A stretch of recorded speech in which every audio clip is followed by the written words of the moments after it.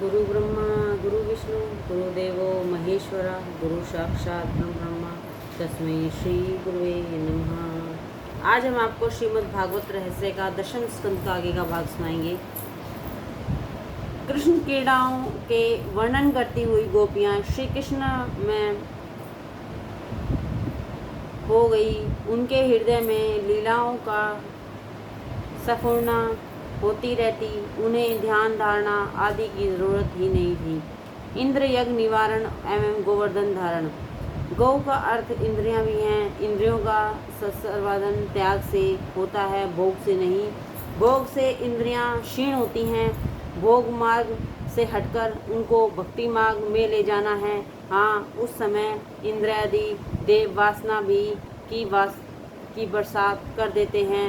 सो ध्यान सत्कर्म भक्ति आदि में जीव की अपेक्षा देव अधिक बाधक हैं। जीव सतत ध्यान करें और स्वर्ग के देवों से भी श्रेष्ठ हो जाता है। सो जब भी इंद्रियों का अधिपति भक्ति मार्ग में विघ्न करने आए, गोवर्धन नाथ का आश्रय लेना। दिवाली के दिन गोवर्धन पूजा की जाती है, क्योंकि पिछले सभी दुखों को बुलाकर वैर को मिटाना है। विरोध जब तक है ही नहीं जाता, पूजा नहीं हो पाती।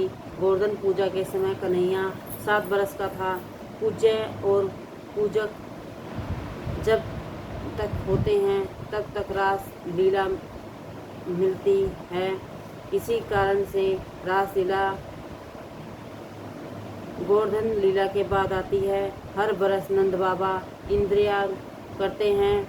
यज्ञ की तैयारी होने लगी तो कन्हैया ने पूछा, बाबा यह सब क्यों कर रहे हो? कौन से देव के लिए इस उद्देश्य से यज्ञ किया जा रहा है? नंद बाबा समझाने लगे, वर्षा का देव है इंद्र। इंद्र बरसात बरसाए, धन्य और घास उग सके और सभी जीव चैन से जी सके। इंद्र हमारे ईश्वर हैं, उनको प्रसन्न करने के लिए यज्ञ कर रहे हैं हम। कन्हैया किसी भी देव का न तो अपमान करते हैं और ना उपेक्षा। कन्हैया ने कहा, इंद्र का यज्ञ करना तो ठीक है, किंतु उसे ईश्वर क्यों माना जाए? कोई भी व्यक्ति सो यज्ञ करके इंद्र पद पा सकता है। इंद्र को जानते हो? नंद बाबा, बेटा कौन है वह? कन्हैया, यह मेरा गोवर्धन नाथ इंद्र का इंद्र है। वह चारों दिशाओं का देव है। पूर्व में जगन्नाथ जी, दक्षिण में रामेश्वर, पश्चिम में द्वारकानाथ और उत्तर में बद्रीनाथ। इन चारों के मध्य में गोवर्धन नाथ है। वह सबका स्वामी है, अतः मध्य में बैठा हुआ है। बाबा, उसी की पूजा करो। कई वर्षों से तुम इंद्र की पूजा करते आए हो, किंतु उसका कभी दर्शन भी नहीं हुआ क्या? नंद बाबा, नहीं तो। कन्हैया, इतने वर्षों से पूजा के बाद भी वह दर्शन नहीं देता है। इसका अर्थ यह है कि वह अभिमानी है। जिस देव को कभी देखा ही नहीं, उसकी पूजा क्यों करते हो? यह गोवर्धन तो हमारा प्रत्यक्ष देव है। जो पर्वत दिखाई दे रहा है वह तो उसका अधिभौतिक स्वरूप है। उसका अधिदैविक स्वरूप तो और ही है। सूक्ष्म में गोवर्धननाथ इस पर्वत में सूक्ष्म रूप में बसे हुए हैं। वह हम सभी के रक्षक हैं। मुझे कई बार उनका दर्शन हुआ है। गोवर्धननाथ दीपक की जीवन ज्योति है। तुम सब उन्हीं की पूजा करो। तुम सबको उनका दर्शन होगा। इंद्र के अभिमान को मिटाने का श्री कृष्ण ने निश्चय किया। सो सबको समझा रहे हैं कि इंद्रदेव के बदले गोवर्धन नाथ की पूजा की जाए। नंद बाबा, गोवर्धन नाथ की पूजा विधि हम जानते ही नहीं, सो पूजन कैसे किया जाए? कन्हैया, बाबा मैं जानता हूँ, तुम चिंता न करो। गोवर्धन की पूजा की तैयारी करो। गरीबों के लिए अन्न कुट करना, गायों को सदाचारी ब्राह्मणों की पूजा ईश्वर की पूजा है। सभी घरों से खाने पीने की वस्तु मंगाई गई। गायों का जुलूस निकाला गया। जिसके घर में खाद्य सामग्री नहीं आएगी उसके घर में अन्नपूर्णा नहीं आएगी। नंद बाबा, तेरा ठाकुर भोजन करता हुआ मुझे दिखाई देगा क्या? कन्हैया, हम सब देख सकेंगे। ब्रजवासियों को अत्यंत आनंद हुआ। कन्हैया ने गोवर्धन पूजा के लिए दिवाली का दिन तय किया था। वे सब गाड़ियां भर भर के खाद्य सामग्री लेकर गोवर्धन के पास आए। सभी ब्राह्मणों को भी आमंत्रण दिया गया था। कन्हैया, हम सब देख सकेंगे। ब्रजवासियों को अत्यंत आनंद हुआ। कन्हैया ने गोवर्धन पूजा के लिए दिवाली के दिन तय किया था। वे सब गाड़ियां भर भर के खाद्य सामग्री लेकर गोवर्धन के पास आए। सभी ब्राह्मणों को भी आमंत्रण दिया गया था। ब्राह्मण वेदोच्चारण करने लगे और कन्हैया अभिषेक। आज भगवान श्री कृष्ण पूजा कर रहे हैं।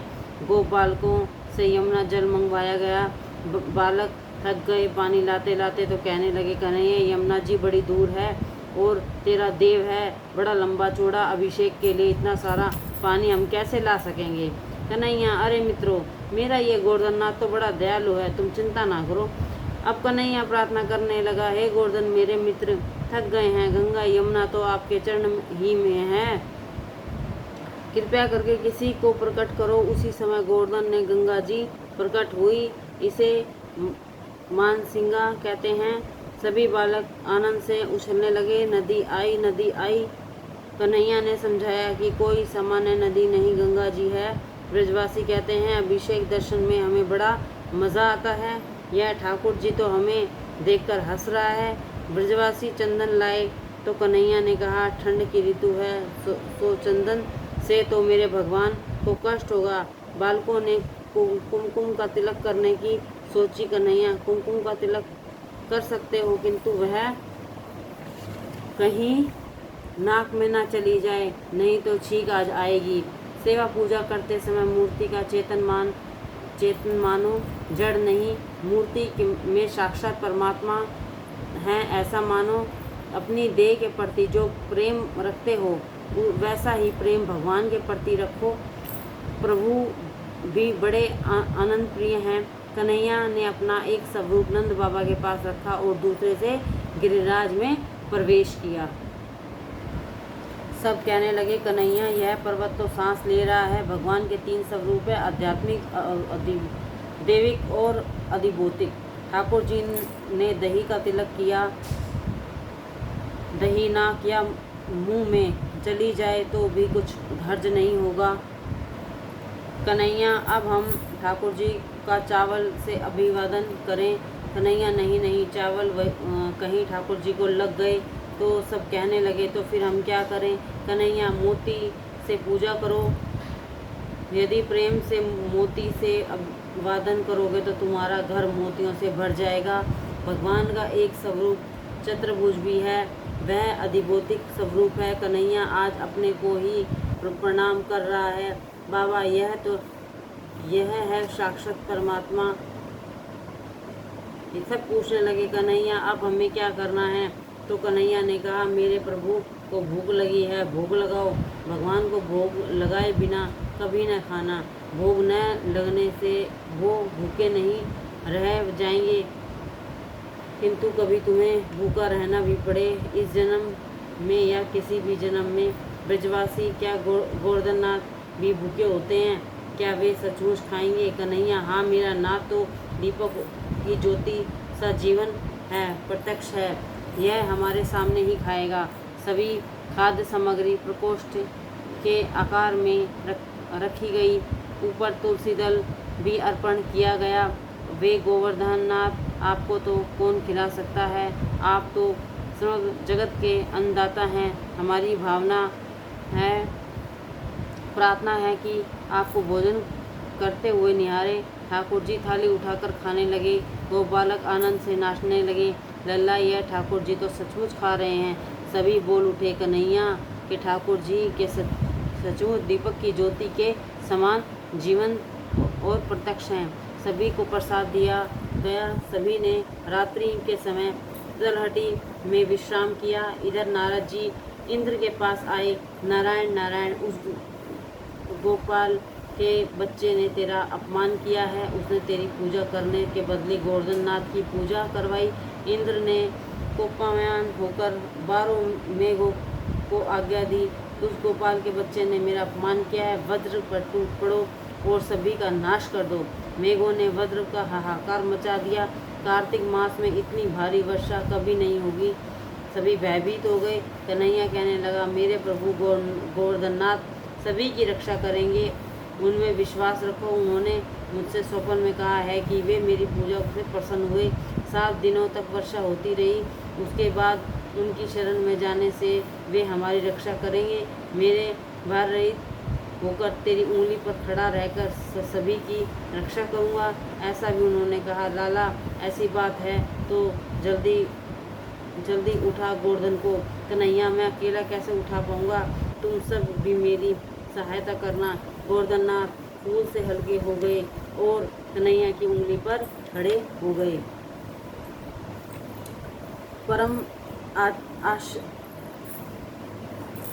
परम आश्चर्य हुआ कि ब्रजवासी दर्शन से तृप्ति ही नहीं पा रहे हैं। श्री गिरधारी की जय। 7 दिनों तक मूलाधार वर्षा होती रही। गोपालों ने सोचा कि कन्हैया अकेले थक गया, उन्होंने अपनी लकड़ी का आधार दिया। कन्हैया, हमने अपनी लकड़ी का पर गोवर्धन को उठा लिया है, तू थक गया होगा, हटा ले अपनी उंगली। कन्हैया, तुम्हारी लकड़ियाँ पर खड़ा है, अच्छा तो मैं उंगली हटा लेता हूँ।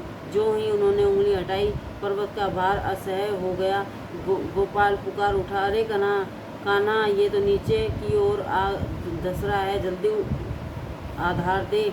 आधार लेना ही पड़े तो केवल ईश्वर का लो, किसी और का नहीं। जिसे जो चाहिए गोवर्धन नाथ उसे वही देते हैं। कन्हैया अलौकिक शक्ति का दर्शन करा रहा है। वह बंशी बजाने लगा और गोवर्धन नाथ डोलने लगे। सभी को अतिशय आनंद हुआ।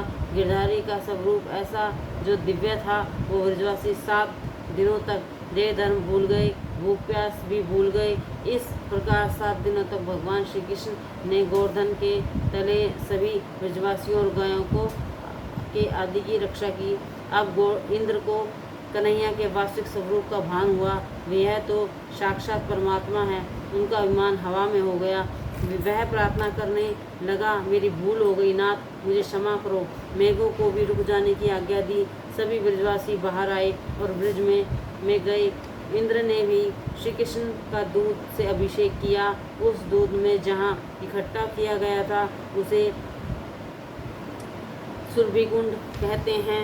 कुछ लोगों को आशंका हुई कि यह कन्हैया शायद ईश्वर का है। एक सभा सी हुई और चर्चा चल पड़ी, कहाँ यह 7 बरस का लड़का और कहाँ वह भारी भरकम गोवर्धन पर्वत। यह नंद जी का ही पुत्र है या किसी को उठा लाया गया है। हम नंद जी को बुलाकर उन्हीं से पूछेंगे। नंद बाबा आए तो पूछा गया, वह यह लड़का किसका है? नंद बाबा, यह मेरा ही पुत्र है। गंगाचार्य ने बताया था कि कन्हैया में नारायण जैसा गुण है। यशोदा ने वह चर्चा सुनी तो कन्हैया से पूछा, तू किसका है रे? कन्हैया, तेरा ही तो हूँ मैं। यशोदा, लोगों का कहना है कि मैं और तेरे पिताजी गोरे हैं, फिर तू काला क्यों है? कन्हैया, माँ, जन्म के समय तो मैं गोरा ही था, किंतु मेरी भूल के कारण मैं काला हो गया। मेरा जब जन्म हुआ था और सभी नींद में डूबे हुए थे, मैं अंधेरे में सारी रात करवटें बदलता रहा, सो अंधेरा मुझसे चिपक गया और मैं काला बन गया। बोली यशोदा ने कन्हैया की बात सच्ची मानी। 12 बजे तक मैं जाग रही थी, उसके बाद न जाने क्या हुआ था, मेरी ही भूल के कारण कन्हैया काला हो गया। एकनाथ महाराज और ही कारण बताते हैं, मनुष्य का कलेजा काला है क्योंकि उसमें काला काम रहता है। श्री कृष्ण कीर्तन, ध्यान, धारणा, स्मरण, चिंतन करने वाले की कलीमा कन्हैया खींच लेता है। वैष्णवों के हृदयों को उज्जवल करते करते कन्हैया काला हो गया। विषयों के बारे में ही जो सोचता रहता है उसका अंतर काला हो जाता है। कन्हैया उसे उज्जवल करने में लगा है। गोपियों का कहना है, हम आँखों में काजल लगाती हैं, कन्हैया मेरी आँखों में बसा रहता है, सो काजल से काला हो गया है। महाभारत में उद्योग पर्व में एक प्रसंग है। वृष्ट के हेतु आए हुए श्री कृष्ण से दुर्योधन ने कहा, तेरे माता पिता कौन हैं? यह अभी तक निश्चित नहीं हो पाया है।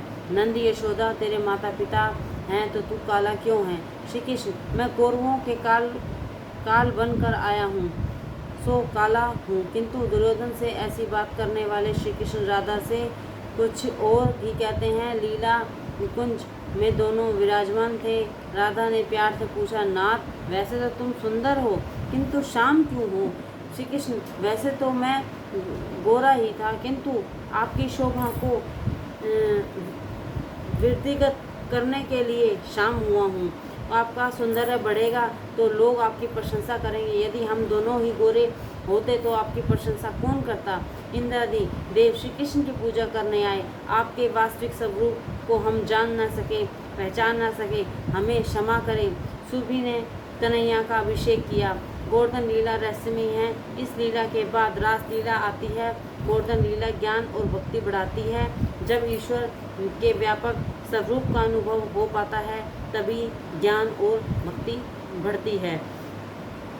गोवर्धन लीला से गोपियों का विश्वास हो गया कि कन्हैया तो ईश्वर है, तो उनसे एकाकर होने की भावना जागी और रासलीला हुई। भक्ति रस में इंद्रियों को सरोबार करोगे तो रासलीला में प्रवेश मिलेगा। श्री कृष्ण ने देवतत्व सिद्ध करने के हेतु ब्रह्मा, इंद्र, वरुण आदि का पराभव किया गया। ब्रह्मा जी को सृष्टि के सृजक होने का अभिमान था। भगवान ने उनके स्वरूप धारण करके अपने उन स्वरूपों से स्वयं क्रीड़ा लीला करके ब्रह्मा जी के अभिमान को दूर कर दिया। इंद्र को स्वर्ग के राजा होने का अभिमान गोवर्धन लीला से उन्होंने दूर किया। इंद्र ने मान लिया कि उसे स्वर्ग के सिंहासन पर श्री कृष्ण ही ने बिठलाया है। श्री कृष्ण अवतार नहीं, अवतारी पूर्ण पुरुषोत्तम हैं। 28वें अध्याय में वरुण देव के पराभव की कथा रास पंचाध्याय से शुरू होती है। रासलीला में पहले आई हुई इस कथा की महिमा विशिष्ट है। नंद जी मध्य रात्रि के समय यमुना स्नान करने गए। रात्रि के 11 से 3:30 बजे तक समय भोजन, स्नान आदि के लिए निश्चित माना गया है। वरुण लोक ने श्री नंद जी को छुड़ाकर लाना। नंद जी ने सोचा था कि मध्य रात्रि पूरी हो चुकी है और प्रातःकाल हो गया है, सो उन्होंने तो स्नान करने के लिए जल में गोता लगाया। असुर सूर्य में स्नान करते हुए देखकर वरुण देव ने सेवक नंद जी को पकड़कर वरुण लोक में ले गए। वहाँ से उन्हें श्री कृष्ण छुड़ा लाए। अब इस कथा का रहस्य भी देखें। रासलीला के पहले आई है यह वरुण देव पराजय की कथा।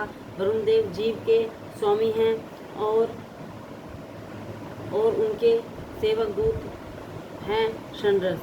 जब तक रसना पर काबू नहीं हो पाएगा तब तक रासलीला में प्रवेश नहीं मिल पाता। विषय को रासरस नहीं मिलता। नंद है जीव जब तक चितनदी में स्नान के लिए गोता लगाता है तब वरुण सेवक षड्रस उसे सताने को उपस्थित हो जाते हैं। जब तक वे अलौकिक रस पा नहीं सकता वैसा जीव भक्ति रस, प्रेम रस पा नहीं सकता। चीरहरण लीला। अब चीरहरण और रासलीला आ रही है। गोपियों के दो भेद हैं, नित्य सिद्धा और साधन सिद्धा। साधन सिद्धा गोपी के कई भेद हैं, श्रुति रूपा, ऋषि रूपा, संकरण रूपा, अन्नपूर्वा आदि। श्रुति ईश्वर का वर्णन करती थक गई, फिर भी उनका अनुभव नहीं हो पाया। ईश्वर केवल वाणी का विषय विषय नहीं है और वेदामणि देव ब्रह्म संबंध सिद्ध करके ब्रह्मा साक्षात्कार के हेतु गोकुल में प्रकट हुए। वहीं से श्रुति रूपा गोपियाँ तपस्वी होने पर भी ऋषियों का काम बन रहा है और ईश्वर का अनुभव न हो पाया। दर्शन वे अनुभव में अंतर है। दर्शन में दृश्य और दृष्टा का भेद है। अनुभव में वे दोनों एक हो जाते हैं, उसमें पूर्णतः अद्वैत है। सो बुद्धिगत काम का नाश करके ब्रह्म संबंध सिद्ध करके परमात्मक रूप मुक्ति का अनुभव करने के लिए जो ऋषि गोपी बनकर आए थे उन्हें ऋषि रूपा कहते हैं। सकीन मंडल में प्रभु के मनोहर रूप को देखकर मन में काम भाव जागृत होने से जिन स्त्रियों ने गोपी का रूप लिया वे काम रूपा हैं। उदाहरण सुपर्णखा। विवाह के बाद संसार सुखों का उपयोग करते हुए अरुचि होने और प्रभु के प्रति प्रेम भाव हो जाने पर जिन पुरुषों या स्त्रियों ने गोपी का रूप लिया उन्हें अन्य पूर्वा कहा जाता है। तुलसीदास के वैराग्य की कथा बड़ी प्रसिद्ध है। तुलसीदास के वैराग्य की कथा बड़ी प्रसिद्ध है। वस्तुगत आसक्ति को प्रभुगत आसक्ति का रूप दिया जाए तो वस्तु की आसक्ति छूट जाती है। अनेक वस्तु के प्रति आसक्ति होना व्यवहारिक दृष्टि से अशक्य है। तुलसीदास केवल पत्नी की ओर आसक्त थे। संसार की अन्य सभी नारियां उनके लिए माता के समान थी। पत्नी रत्नावली की एक ही चेतावनी थी कि उनकी आसक्ति को प्रभु भक्ति में बदल दिया। काम शक्ति ईश्वर शक्ति में परिवर्तित हो गई। बहुतों को रोज थप्पड़ पड़ते हैं फिर भी सुधर नहीं पाते हैं। अन्नपूर्वा जन्म सिद्ध पूर्ण वैरागी सुखदेव मीरा आदि एक बार वज्र की कमुर्काएँ यमुना किनारे यज्ञावस्थ में स्नान कर रही थी तो उनके वस्त्र उठाकर श्री कृष्ण कदम में वृक्ष में चढ़ गए और कामुकियाओं से कहने लगे जिसे वस्त्र लेने हैं वह यहाँ आकर ले जा सकती है। श्री कृष्ण ने कहा नग्न अवस्था में स्नान करके तुमने जलदेव का अपराध किया है, सो दोनों हाथ जोड़कर वंदन करके वस्त्र ले जाओ। उन कामुकियों ने वैसा किया तो उनके वस्त्र श्री कृष्ण ने लौटा दिए। इस चिरहरण लीला में भी एक रहस्य है। कामुकियों के मन में वह ऐसी भावना थी कि वे नारी हैं। ऐसा भाव अहंकार का घोतक है। उनका वह अहम भाव दूर करने के लिए श्री कृष्ण ने वैसा व्यवहार किया। इस लीला में अहंकार का पर्दा हटाकर प्रभु को सर्वस्व अर्पण करने का उद्देश्य है। भगवान कहते हैं तुम अपमान सत्सव भुलाकर मेरे पास आओ। संसार शून्य और संसारिक संस्कार शून्य होकर निर्वृत्त होकर मेरे पास आओ। देह का आवरण दूर कसेंगे तो भगवान मिलेंगे। शरीर का को वस्त्र छुपाता है और आत्मा को वासना। भगवान तुम्हारे पास ही है किंतु तुम देख नहीं पाते। वासना का पर्दा फटते ही भगवान दिखाई देंगे। अज्ञान वासना वृत्तियों के आवरण को नष्ट होना ही चिरहरण लीला है और अपहरण नाश के पश्चात जीव के आत्मा के प्रभु से मिलन है रासलीला। इसी कारण से रासलीला चिरहरण के बाद आती है। काम वासना के नष्ट होने पर ईश्वर के साथ अद्वैत हो जाता है। भगवान कभी लौकिक वस्त्रों की चोरी नहीं करते हैं। वे तो बुद्धिगत अज्ञान काम वासना की चोरी करते हैं। कन्हैया क्या गोपियाँ भी नग्न अवस्था में गोपियों को नग्न अवस्था में देखना चाहते थे? सोचो तो, श्री कृष्ण तो सर्वव्यापी हैं, सो जल में भी वे तो गोपियों से मिले हुए ही थे, किंतु गोपियाँ अज्ञान और वासना में अवृत होने के कारण श्री कृष्ण का अनुभव नहीं कर पाती थी। सो उस बुद्धिगत अज्ञान को वासना रूपी वस्त्रों को भगवान उठा ले गए। वैसा प्रभु तब करते हैं जबकि जीव उनका हो जाता है। भगवान कहते हैं जिसने अपनी बुद्धि मुझसे स्थापित की है उनके भोग संकल्प सांसारिक विषय भोग के लिए नहीं होते, वे संकल्प मोक्ष से ही होते हैं। भुने हुए धान्य और बीज तत्व नष्ट हो जाता है और सब कभी अंकुरित नहीं हो पाता। इसी प्रकार जिसकी बुद्धि में से काम वासना का अंकुर उजड़ गया है, वह फिर से अंकुरित नहीं हो पाएगा। प्रभु ने गोपियों से कहा, वे वज्र कुमारियों, मैं जानता हूँ तुम्हारी काम वासना नष्ट हो जाने के कारण तुम्हारे हृदय शुद्ध हो गए हैं,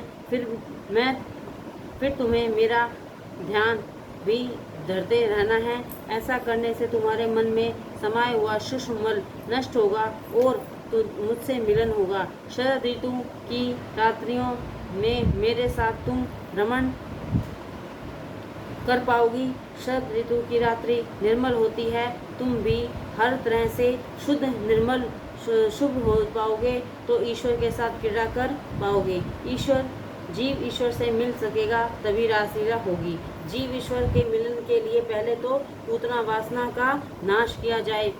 अविद्या नष्ट होने से जीवन की गाड़ी राह पर आने लगती है और शक्टासुर का नाश होता है। जीवन सही रास्ते पर चलने लगा तो तृणावर्त रजोगुण नष्ट हो गया और सतोगुण बढ़ने लगा। रजोगुण मिट चुका तो कन्हैया ने माखन मन की चोरी की और जीवन सात्विक बना। जीवन सात्विक होने पर आसक्ति की मटकी फूट जाती है। दही की मटकी संसारिक की मटकी कन्हैया ने फोड़ दी। संसारिक शक्ति नष्ट हुई तो प्रभु ने जीव के पास में बंध गए। यही है दामोदर लीला। प्रभु बंध चुके हैं तो दंभ बकासुर और पाप ताप अगासुर का वध हुआ। संसारिक ताप नष्ट हुआ तो देवगनी नष्ट हुई, शांत हो गई, अतः इंद्रियां शुद्ध हुई। अंतकरण की वासना क्या क्षय हुआ। यही है नंदगमन, नागद दमन लीला और प्रलंबासुर वध कथा। जीव ईश्वर से मिलने योग्य हो पाया तो श्री कृष्ण की मधुर मुरली की मधुर तान सुन के फिर से आई गोवर्धन लीला। जो गो इंद्रियों का सावधान हुआ, पुष्टि हुई तो भक्ति रस उत्पन्न हुआ। इंद्रियों की पुष्टि होने पर षड्रस और वरुण देव का पराभव हुआ। षड्रस का पराभव होने से जीव शुद्ध होने को आया तो चिरहरण लीला आई। अज्ञान और वासना के अंशेदन भगवान ने मिटा दिए। चिरहरण लीला ब्रह्मांड उपाधि नष्ट हुई तो रासलीला हुई। जीव और ब्रह्मा का तादात्म्य हुआ। जिस प्रकार वस्त्र देह को ढकता है, उसी प्रकार वासना और अज्ञान आत्मा को ढक देते हैं और परमात्मा से दूर करते हैं। जब तक अज्ञान और वासना का आच्छादन दूर नहीं हो पाता, तब तक शिव से मिलन नहीं हो पाता। अब आ रही है रासलीला। महाप्रभु जी ने दशम स्कंद को गोवर्धन का हृदय कहा है और रासलीला को प्राण, हृदय और पंच प्राण कहते हैं। रास पंचाध्यायी श्रीमद् भागवत के पंचारण के इसे फल प्रकरण भी कहते हैं। श्रीधर स्वामी कहते हैं कि पंचदयी निर्मित धर्म का परम फल है। सुखदेव जी सोचने लगे कि समाज में रासलीला श्रवण के अधिकारी कितने होंगे। जो अधिकारी नहीं होगा वह इस लीला में काम ही देखेगा। श्री राधा जी सुखदेव जी की गुरु हैं। उन्होंने सुखदेव जी को ब्रह्म संबंध कराया था। श्री राधा जी की कृपा के बिना रासलीला का गुण तत्व रहस्य समझ पाना आसान नहीं है। सुखदेव जी पूर्व जन्म में तोता थे और लिका निकुंज में राधा का नाम रटते हुए उड़ते फिरते थे। उसके राधा नाम के अखंड कीर्तन को सुनकर दया मूर्ति राधा जी वहाँ पधारी। उन्होंने देखा तो एक तोता उनके नाम का जाप कर रहा था। उन्होंने उसे पास बुलाया और हथेली पर रखकर सहलाते हुए कहा, वत्स श्री कृष्ण वध हृदयति माँ वध। श्री कृष्ण ही तेरे सच्चे जनक हैं, उन्हीं का नाम का कीर्तन कर। राधा जी इस प्रकार तोते को मंत्र दीक्षा दे रही थी कि श्री कृष्ण वहाँ पधारे। श्री राधा जी आद्य संयोजिका और अहिदिका शक्ति है। बिछड़े हुए जीवों को वह श्री कृष्ण से मिला देती है। वज्र की अधेश्वरी देवी श्री राधा जी ही हैं। तभी महात्मा वृंदावन में राधा राधे करते हैं। राधा जी की कृपा होने पर जीव भगवान का दर्शन पा सकता है। उनकी कृपा ही जीव को प्रभु से मिलाती है। सुखदेव जी पूर्व जन्म में तोता थे, सो भागवत में सुखदेव वाच लिखने के बदले श्री शुक वाच लिखा है। श्री का अर्थ है श्री है राधा। श्री शुक में गुरु शिष्य दोनों का नाम समाया हुआ है। भागवत में अन्य किसी भी व्यक्ति के नाम के आगे श्री शब्द का प्रयोग नहीं किया गया है। ब्रह्म उवाच, सनत कुमार उवाच, व्यास उवाच वैसा ही लिखा गया है। व्यास जी के नाम के आगे श्री विशेषण नहीं है। केवल श्री कृष्ण और सुखदेव के नाम के आगे ही श्री विशेषण प्रयुक्त हुआ है। भगवान श्री कृष्ण राधा जी के हृदयेश्वर हैं और सुखदेव जी कृपा मात्र शिष्य। अतः इन दोनों के नाम के आगे श्री कृष्ण श्री विशेषण प्रयुक्त हुआ है। राधा जी ने श्री कृष्ण को तोता देते हुए कहा, यह तोता मुझे बड़ा प्यारा लगता है। अतरंग में राधा जी सुखदेव जी की गुरु हैं।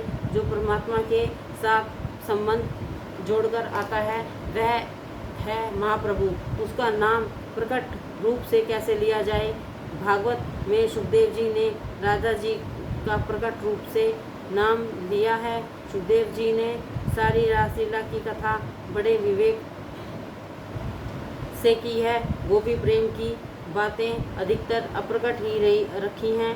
राजा परीक्षित के 7 ही दिनों में मोक्ष देना है। राधे राधे करने लग जाएं तो सुखदेव जी समाधिस्थ हो जाएंगे तो राजा का क्या होगा। बातें कथा निवारण योगावस्था में ही अधिक हो सकते हैं, पूर्णतः संयोग अवस्था में नहीं। यह तो कामृत अतरंग लीला है। 11 वर्ष के बालक के प्रति काम भाव कैसे जाग सकता है। सपत्नी मसस्सर गोपियों में नहीं, वह साधारण स्त्री पुरुष का मिलन नहीं है था। यदि होता तो सुखदेव जी जैसे महायोगी उसका वर्णन नहीं करते। ऐसी कल्पना ही न करो कि गोपियाँ ग्राम की कोई स्त्री है। गोपियाँ तो शुद्ध जीव का नाम है, शुद्ध हृदय का भाव प्रेम भाव की गोपी है। देवान भूलकर प्रत्येक इंद्रियों से भक्ति रस का पान करने वाला विशुद्ध जीव ही गोपी है। नित्य सीधा गोपियाँ वे हैं जो कन्हैया के साथ आई हुई हैं। साधन सीधा गोपियों के कई भेद हैं। शीतरूपा वेद का मंत्र गोपी बनकर आए और वेदों ने ईश्वर का वर्णन तो अतिशय किया है, फिर भी उन्हें अनुभव नहीं हो पाया है। ईश्वर से साक्षात्कार नहीं हो पाता, तभी तो वेदमनी देव गोकुल में गोपी बनकर आए हैं। श्री रूपा जीव का सबसे बड़ा शत्रु है काम। ऋषियों का बहुतेरा प्रयत्न किया, फिर भी वह मर नहीं पाया। तप करने से शरीर और इंद्रियों का काम तो चला जाता है, किंतु मन में बसा हुआ काम बुद्धिगत प्रेम बुद्धिगत काम जाता नहीं है। ब्रह्म संबंध स्थापित किए बिना बुद्धि काम बना रहता है। उस काम के कृष्णार्पण करना है। विषयमित्र और पराशर जैसे शक्तिशाली ऋषि भी काम के आगे झुक गए। सूर्य को तिरोहित करने वाले मुनि काम को दूर न कर सके। काम श्री कृष्ण को दूषित नहीं कर सकता। श्री कृष्ण की चिंता करने वाले का काम कुछ नहीं कर सकता, तो स्वयं श्री कृष्ण का तो वह क्या बिगाड़ सकता है। गोपियों के द्वारा दुर्वासा को भोजन एवं उससे शिक्षा। गर्भ संहिता में एक कथा है। एक बार श्रवण मास में रास के समय भगवान श्री कृष्ण बड़े विलंब से आए। गोपियों ने उनसे कारण पूछा। श्री कृष्ण ने कहा, मेरे गुरु मुनि दुर्वासा हैं, मैं उनके दर्शनार्थ गया था। गोपियों को आश्चर्य हुआ। आपके गुरु? श्री कृष्ण ने कहा, हाँ, दुर्वासा मुनि मेरे ब्रह्म विद्या के गुरु हैं। गोपियों ने सोचा, भगवान के गुरु कितने महान होंगे, हम उन्हें भोजन कराएंगे। श्री कृष्ण ने कहा, मेरे गुरु भूख लगने पर दिन में एक ही बार दुर्वारस पीते हैं, भोजन नहीं करते। तुम्हारा प्रेम शुद्ध होगा तो वे आहार लेंगे। गोपियों ने भांति भांति के मिष्ठान बनाए। सोचने लगी कि अब दुर्वासा को बुला लाए। मुनि का आश्रम तो यमुना के सामने के किनारे पर था। बाढ़ आई हुई थी, करे तो क्या करें। उन्होंने श्री कृष्ण से पूछा तो उन्होंने कहा, यमुना जी से कहना कि यदि श्री कृष्ण बाल ब्रह्मचारी और बाल उपवासी हों तो उन्हें हमें मार दीजिए। गोपियाँ तो जानती ही थी कि श्री कृष्ण दूसरों को परमानंद देने के लिए ही क्रीड़ा करते हैं। गोपियाँ अधिकारी थी, यमुना जी ने मार दिया। गोपियाँ आश्रम में आई और दुर्वासा से भोजन करने का आग्रह किया। दुर्वासा ने कहा, वैसे तो खाने की कोई इच्छा नहीं है, फिर भी तुम्हारी इच्छा है तो मेरे मुंह में ग्रास रखती जाओ।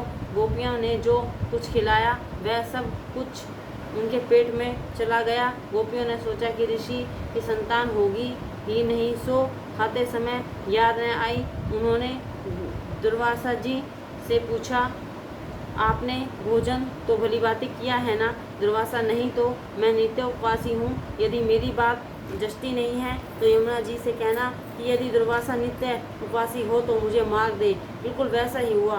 गोपियों ने श्री कृष्ण को भी सब कुछ बताया।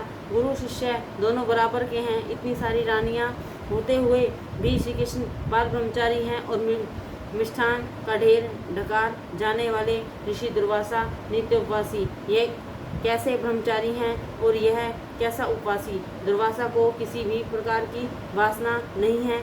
उन्होंने खाया तो बहुत,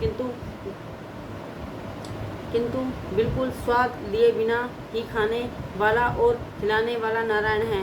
दुर्वासा की यह ब्रह्मोपासना है, खाने वाला और खिलाने वाला भ्रम ही है। सो उन दुर्वासा की बात सच है कि वे नित्य उपवासी हैं। श्री कृष्ण और दुर्वासा को किसी भी वस्तु के प्रति कोई आसक्ति या वासना थी ही नहीं।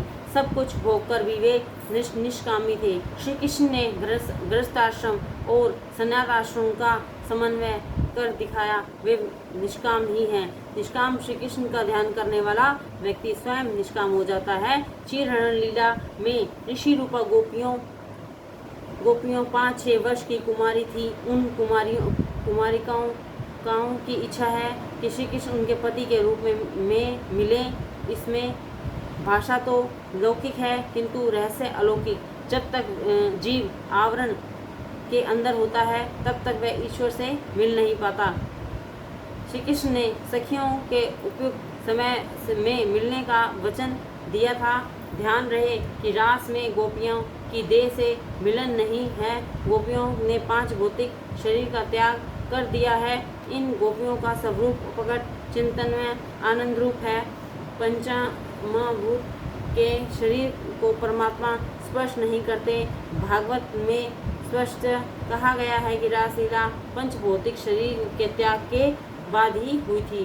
किसी को शंका होगी, गोपियों का पंचभौतिक शरीर कैसे छूट गया। श्री कृष्ण ने वियोग तो अग्नि ही है का वियोग तो अग्नि ही है। पति के विरह में जिस प्रकार पतिव्रता पत्नी जलती है उसी प्रकार परमात्मा के विरह में जीव को जलाता है। प्रभु के विरह के समय जीव का संसार का रामायण रहना पाप है। श्री कृष्ण की वीरांगनी ने गोपियों के पंचभौतिक शरीरों को जला दिया और उनको श्री कृष्ण की भांति रसात्मक शरीर प्राप्त हुआ। पंचभौतिक शरीर के साथ होगा तो परमात्मा से मिलन नहीं हो पाएगा। गोपियों का प्रेम धीरे धीरे बढ़ता जा रहा है। श्री कृष्ण से मिलन है, एक होना है। अब पल भर का विरह सहा नहीं जाता। श्री कृष्ण विरह से वे मूर्छित हो जाती थी। गोपियाँ मूर्छित हुई तो कन्हैया को बुलाया गया। वे समझ गए कि गोपियों का प्रेम भाव बढ़ता जा रहा है। कन्हैया ने गोपियों को सहलाते हुए कान में कहा, शरद पूर्णिमा की रात्रि को तुझसे मिलूंगा, तब तक धीरज रखकर मेरा सतत ध्यान करती रहना। वैष्णव तो प्रेमी से मिलने की आशा में ही जीते हैं। कन्हैया अवश्य मिलेगा। गोकुल के सभी गोपियाँ रास में नहीं गई थी। जिन गोपियों को अधिकार प्राप्त हुआ था वे ही जा सकती थी। युवावस्था से ही भक्ति का रंग लगना चाहिए। वृद्धावस्था में भौतिक का रंग चढ़े वह ठीक भी तो नहीं किंतु उत्तम भी नहीं है। रासलीला का प्रारंभ और श्री कृष्ण की काम विजय। रासलीला के 3 सिद्धांत हैं। इसमें गोपी के शरीर के साथ कुछ लेना देना नहीं है। इसमें लौकिक काम नहीं है। यह साधारण स्त्री पुरुष का नहीं, जीव और ईश्वर का मिलन है। शुद्ध जीव का ब्रह्मा के साथ विलास ही रास है। शुद्ध जीव का अर्थ है माया के आवरण से रहित जीव।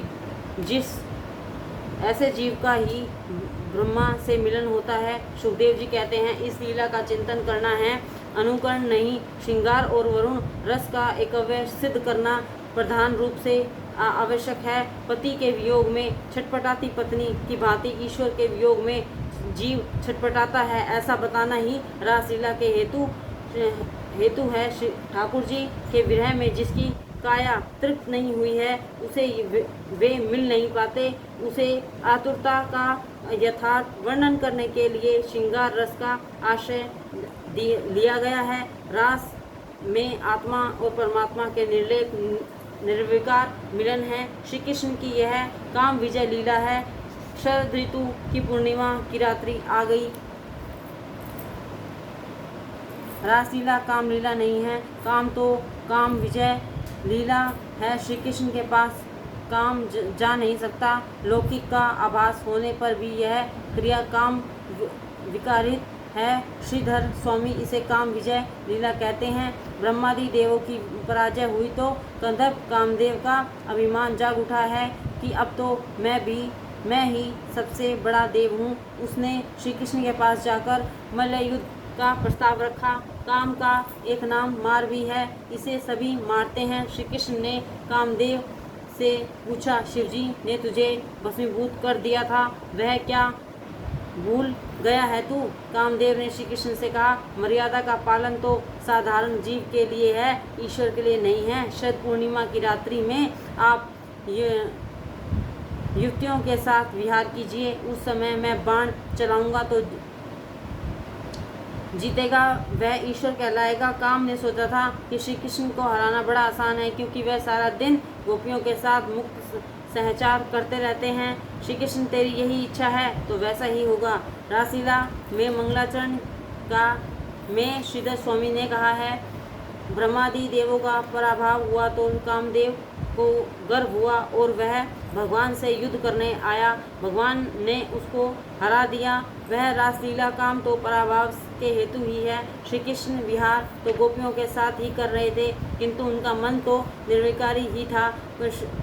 श्री महाप्रभु जी कहते हैं, रासलीला तो भागवत का फल है। जीव और ईश्वर का मिलन ही वह फल है। भागवत का उद्देश्य है ईश्वर का जीव दिखाना तथा उनकी प्राप्ति करना। रासलीला में सुखदेव जी ने किसी भी गोपी का नाम न बताकर कृषित, कन्या, अपरा आदि शब्दों का प्रयोग किया है। इसी कारण से तो श्रीधर स्वामी कहते हैं, जीव मात्र को प्रभु का है, वे सभी को वंशी बजाकर पुकारते हैं, बुलाते हैं, वे ही सबके सच्चे स्वामी हैं। श्रीधर स्वामी कहते हैं, रासलीला में 5 अध्याय 5 प्राणों के सूचक प्रतीक हैं। 5 प्राणों का ईश्वर के साथ रमण ही रास है। रास पंचदयी काम विजय के लिए ही है। जो शस्त्र में घायल हो नहीं पाता है, वैसा योद्धा भी काम के पुष्प बाण से घायल हो जाता है। जो काम को मार सकता है, वेणुगीत की बांसुरी तो पशु पक्षी नदी सबको सुनाई देती है, किंतु रासलीला की बांसुरी तो ईश्वर मिलनतातुर अधिकारी जीव गोपी को ही सुनाई देती है। जिनका चित्त श्री कृष्ण ने हर लिया था, वे ब्रजनारियां बांसुरी सुनकर आतुरता पूर्वक श्री कृष्ण से मिलने दौड़ चली। गोपियों ने अपने संसारिक कार्यों को एक ओर छोड़कर भगवान से मिलने दौड़ी। वह तो अपनी सखियों को बुलाने के लिए रुकती ही नहीं। जिस गोपी का नाम लेकर बांसुरी बजाई जाए वह गोपी सुन लेती। गोपियों की आतुरता तो देखो। जो गोपियां गायों को धो रही थी। वे भी बांसुरी की तान सुनते ही काम छोड़कर आतुरता से दौड़ चली। उनकी तन्मयता तो देखो। कुछ गोपियां बड़ेंगे वस्त्रालंकार पहनकर श्री कृष्ण से मिलने निकल पड़ी। जब देह अध्यास छूट जाता है तब ऐसी ही दशा होती है। श्रृंगार करती हुई एक गोपी ने कन्हैया की बांसुरी सुनी तो व्याकुलता के कारण चंद्रहार गले के बदले हाथ में पहन लिया। घर की लिपाई पुताई करती एक गोपी गोबर से गंदे हुए हाथों सहित दौड़ पड़ी। रासलीला में अगर लौकिक की बात होती तो उसमें गोपियां कुछ और ही होती। इस प्रकार दौड़ निकलने के बदले वे 2 घंटों तक श्रृंगार करके दर्पण में अपना निहार देखकर बन ठनकर निकलती, किंतु ऐसा नहीं है। सुखदेव जी का वर्णन करते हैं। कुछ गोपियां घर लीप रही थी। वे गोबर से सने गंदे हाथों को धोए बिना ही श्री कृष्ण से मिलने दौड़ी। यही बताता है कि यह लौकिक काम की बात नहीं है। रासलीला कोई साधारण स्त्री का नहीं, देहभान भूली हुई देहध्यास से मुक्ता स्त्री की कथा है। देहध्यास नष्ट होने पर प्रभु की चिंतन में लीला में प्रवेश मिलता है। ये गोपियां कौन थी? जब ऋषि मुनि हजारों वर्ष तक तपस्या की, ब्रह्म चिंतन करते रहने पर भी मन में बसे काम को मार ना सके तो उस काम का कृष्णार्पण करने की इच्छा से गोपियों का अवतार लेकर गोकुल में आ बसे। इनसे साधन सीधा, ऋषि रूपा, श्रुति रूपा, स्वजन सीधा, आनंद पूर्वा आदि कई प्रकार की गोपियां थी। संसारिक भोगों का उपभोग करने के लिए पहले ही जिसे वैराग्य आ जाता है वह अन्य पूर्वा गोपी है। केवल वृक्षों के लिए पत्ते खाने वाले तपस्वी ऋषि को भी काम सताता है तो जीव के लाड़ करने में ही लगे रहने वाले हम जैसे साधारण मानव की तो चर्चा ही क्या है। भागवतकार गोपियों को महाभाग्यशाली कहते हैं। नारद जी अपने भक्ति सूत्र में गोपियों का दृष्टांत देते हैं। यथा व्रज गोपी का नाम यदि बताता है कि ये गोपियाँ कोई सामान्य स्त्री नहीं है, भगवान की भक्ति थी। श्री कृष्ण का गोपियों को समझाना। श्री कृष्ण ने गोपियों से पूछा, ऐसी दौड़ी दौड़ी क्यों आई हो तुम सब? क्या ब्रज पर कोई संकट आ गया है? वहाँ सब कुशल मंगल तो है ना? तुम्हें प्रसन्न करने के लिए मैं क्या करूं? रात्रि के समय इस घोर वन में स्त्री का रहना अच्छा नहीं है। क्या वृंदावन की शोभा निहारने आई हो? क्या इस सुंदर रात्रि का सौंदर्य निहारने आई हो? शोभा निहार कर घर शीघ्र ही लौट पड़ो। वहाँ तुम्हारे पति, संतान आदि प्रतीक्षा करते होंगे। आपने पति की सेवा और संतान का लालन पालन करो। अंतर्मुख दृष्टि करके जीव जब भगवान के पास पहुँचता है तो वे उससे पूछते हैं, मेरे पास क्यों आया है? संसार में रत रह, वहाँ तुम्हें सुख मिलेगा। भगवान तो आदर्श बतलाते हैं कि सेवा करना पत्नी का धर्म है। पति में ईश्वर भाव का न रखने वाली एक लोक और परलोक दोनों बिगड़ते हैं। प्रभु ने अपने सम्मुख आई हुई गोपियों को धर्मोपदेश दिया। स्त्री को बाहर जाने की जरूरत नहीं है। बाहर भटकने वाली स्त्री स्वेच्छाचारिणी होकर प्रतीत होगी। जो स्त्री घर में रहकर भली भांति गृहिणी धर्म का पालन करती है उसे पवित्र रहने की अनुकूलता रहती है। अपने पति की संबंधी तथा अपने पुत्र पुत्रियों में ईश्वर की भावना रखकर उनकी सेवा में अपना तन मन धन न्यौछावर कर दे और परमात्मा का स्मरण करती रहे तो मंदिर में न जाने पर भी अनायास ही उसे वह सद्गति प्राप्त होती है जो योगियों और सन्यासियों को मिलती है।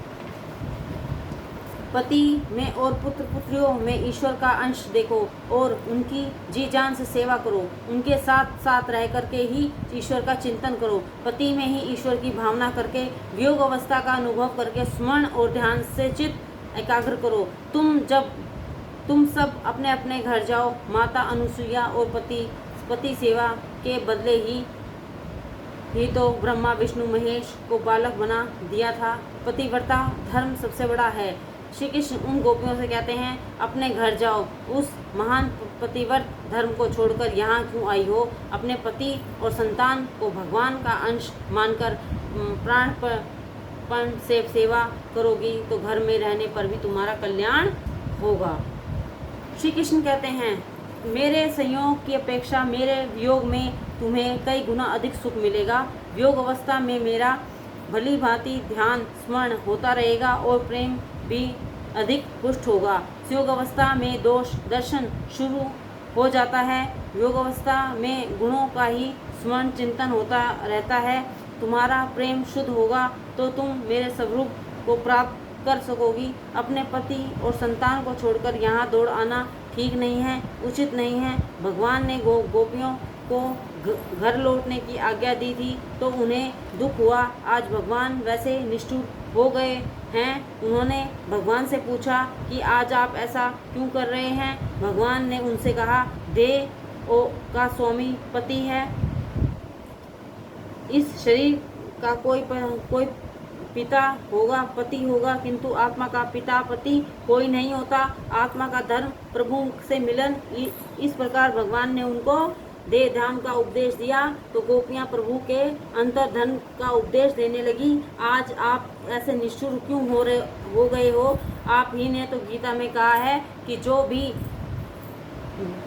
भी भाव से आपकी सेवा पूजा करता है उसे आप मिलेंगे, तो फिर आप हमें क्यों घर लौटाया जा रहा है? आप तो पति पावन और दया सागर हैं। ऐसी श्रद्धावश हम आपके चरणों में आई थी। आप ऐसे कठोर क्यों हो गए हो हैं?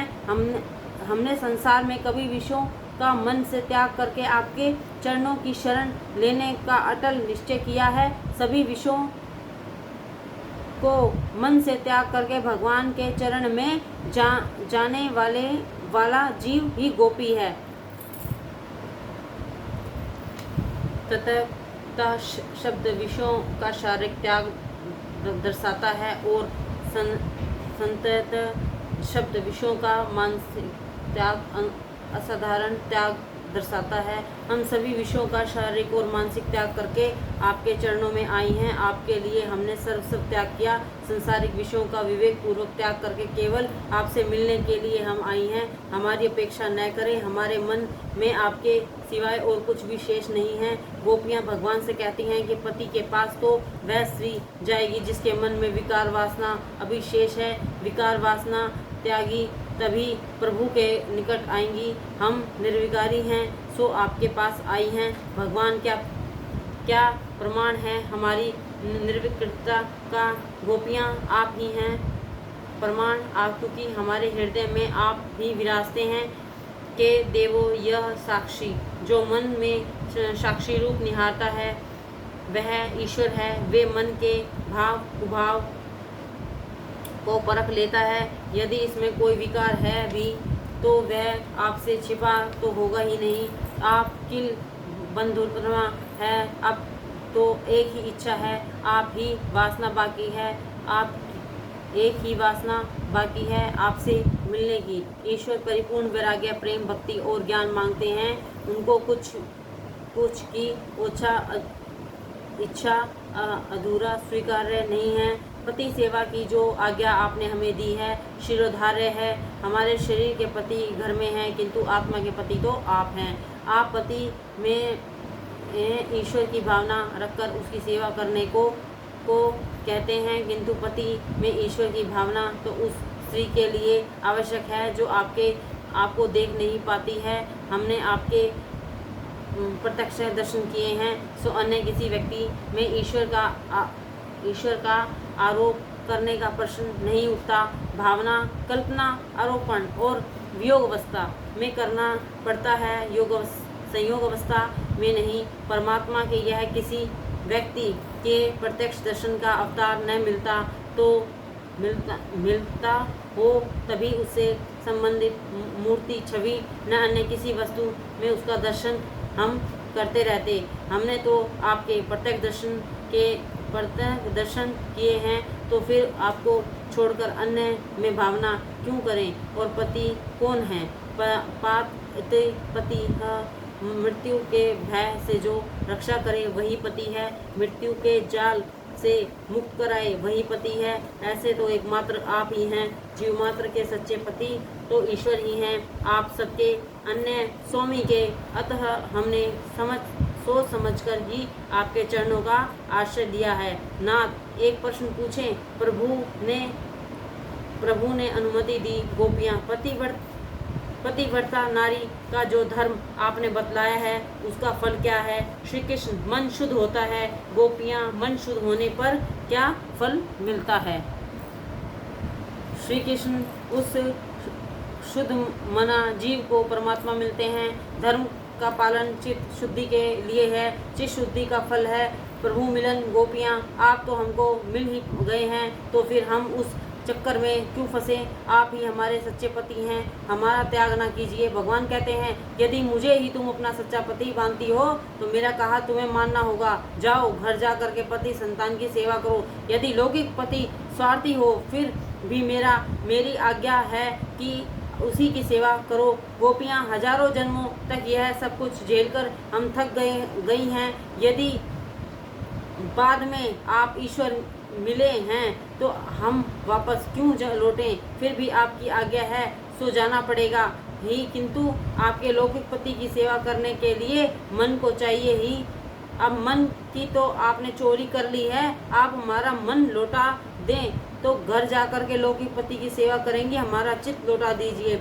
जो अपना मन ईश्वर को दे देता है वह तो ईश्वर से तदाकार हो जाता है। ईश्वर स्वयं भी उस मन को वापस नहीं कर सकते।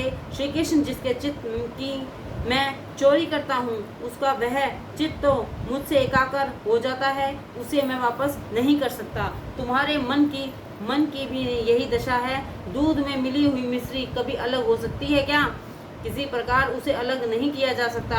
गोपियों का पावन प्रेम। श्री कृष्ण, तुम्हारा मन मुझसे कब और कैसे मिल गया वह मैं नहीं जानता। कैसे लौटाऊं? गोपियाँ, तो फिर मन के बिना अपने घर कैसे लौट सकती हैं? आप मन दे नहीं सकते तो अब हम भी घर नहीं जा सकती। हमारे पाँव आपके चरण कमलों को छोड़कर एक कदम के भी पीछे हटने को तैयार नहीं हैं, तो हम वज्र को लौटे ही कैसे? और यदि हम लौटे तो मन के बिना वहाँ हम क्या करें? प्रभु, मैं योग शक्ति से तुम सबको उठाकर वहाँ पहुँचा दूँ तो गोपियाँ हमारे शरीर को घर पहुँचा देंगे, तो किंतु हमारा मन तो आपके साथ ही आएगा नहीं। हम वहाँ क्या करेंगी? हमारा मन तो तुम्ही से मिल गया है। हम भी आपके स्वरूप का तदाकार होना चाहती हैं। प्रभु, मैं तुम्हारा प्रेम जानता हूँ, फिर भी आज तो अपने घर लौट जाओ। गोपियाँ, अब तो हम कभी नहीं जा सकती, चाहे प्राण क्यों न चले जाएं। अब प्रभु निरुत्तर से हो गए। उन्होंने पूछा, क्या इच्छा है तुम्हारी? क्या स्वागत करूं मैं तुम्हारा? गोपियाँ, नाथ, बस केवल अपने आधा अमृत का दान दीजिए, जिससे आपका कभी वियोग ना हो सके। हमें नित्य संयोग का दान कीजिए। गोपियाँ ने अमृत की मांग की। आरंभ में ही कहा गया कि भागवत में समाधि भाषा प्रधान है, लौकिक नहीं। आधार अमृत का भी विशिष्ट अर्थ है। पृथ्वी का एक नाम है धरा, धरा अति धरा, धराया अमृतः, धरामृतः, धरामृत न भवति इति अधरामृत। पृथ्वी को धरा कहते हैं क्योंकि सभी का धारण और पोषण करती है। पृथ्वी का अमृत धरा अमृत है, जो इस पृथ्वी का नहीं है वैसा अमृत अधा अमृत है। अधा अमृत का अर्थ हुआ प्रेमार्थ ज्ञानामृत। जिस अमृत का कभी नाश नहीं हो पाता है वह प्रेम अमृत और ज्ञान अमृत ही है। हे नाथ, हे प्रभु, हमें ऐसे ज्ञान अमृत का दान करें कि जिसे पाकर ईश्वर से उसको पृथकता दैत्य का भाव न रहे। ऐसा ज्ञान दीजिए कि आपसे हमें कभी भी छूटना ना पड़े। जब तक अधरामृत प्रेम न मिला तो तब तक हृदय में अग्नि धधकती रहती है। सो ऐसा ज्ञान दीजिए कि सभी में हम आपका ही दर्शन करती रहें। प्रभु ने कहा, नित्य सहयोग रूप अर्धामृत देना या ना देना मेरी इच्छा पर निर्भर है। ऐसा दान मैं तुम्हें देना नहीं चाहता। तुम्हें अर्धामृत ना दूं तो सखियां अधिक अकड़ मत दिखाइए। अंतिम उपाय हाथों में ही है। हम आपको अपने लिए नहीं किंतु आपकी कीर्ति कलंकित न हो जाए इसलिए मना रही हैं। आपकी कीर्ति वृद्धि के लिए हम आपसे प्रार्थना कर रही हैं। यदि हमें नित्य सहयोग रूप अर्धामृत दोगे तो आपकी प्रतिष्ठा बढ़ेगी, अन्यथा हम वीरांगनी से शरीर से भस्मीभूत कर देंगी। प्राण त्याग करने में कोई भी आपत्ति नहीं है, किंतु हम चाहते हैं कि आपकी अपकृत न हो, इसलिए हम आपको मना रहे हैं। प्रभु, आप तो सर्वत्र सर्वव्यापी हैं, अतः आपसे मिलना तो होना ही है। ज्ञान मार्ग में ज्ञान की प्राप्ति और भक्ति मार्ग में की, किंतु हम यह नहीं चाहती थी कि आपकी जग असाई हो। गोपियों के ये वचन सुनकर श्री कृष्ण ने पराजय मान ली। इसी कारण से तो गोपियों ने उन वचनों को महाप्रभु जी ने जयकार की है। प्रभु ने एक साथ अनेक स्वरूप धारण किए। जितनी गोपियां थी उतने स्वरूप बना लिए और प्रत्येक गोपी के साथ साथ एक एक स्वरूप रखकर रास का आरंभ किया। अष्ट सखियां सेवाओं में उपस्थित थी। हजारों जन्मों की विरही जीव को आज प्रभु में सम्मुख उपस्थित हो सका। प्रभु ने हरेक गोपी को छाती से लगाकर प्रांगण आलिंगन दिया।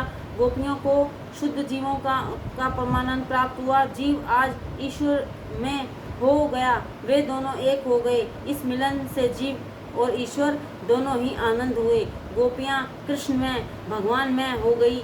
सभी हाथों से हाथ मिलाकर नाचने लगे। यह तो ब्रह्म से जीव का मिलन हुआ है। इस प्रकार अद्वैत सिद्धांत में के आचार्य सुखदेव जी ने रासलीला को अद्वैत का वर्णन किया है। जय श्री कृष्ण।